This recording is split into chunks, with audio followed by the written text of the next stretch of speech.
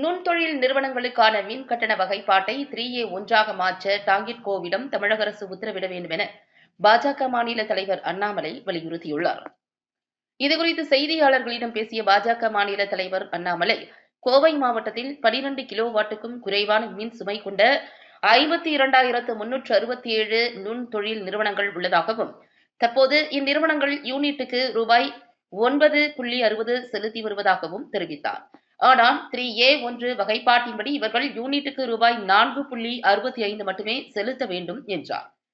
தமிழ்நாடு மின்சார ஒழுங்குமுறை ஆணையம் கடந்த செப்டம்பர் 2023 12 கிலோவாட்டுக்கும் குறைவான சுமை கொண்ட நிறுவனங்கள் 3A1 வகைப்பாட்டின் கீழ் கட்டணம் செலுத்தலாம் என அறிவித்திருந்தது. ஆனால் 1.5 ஆண்டுகளாக டாங்கிட்கோ 3B வகைப்பாட்டின் கீழ் கட்டணம் வசூலித்து வருவதாக குற்றம் சாட்டினார்.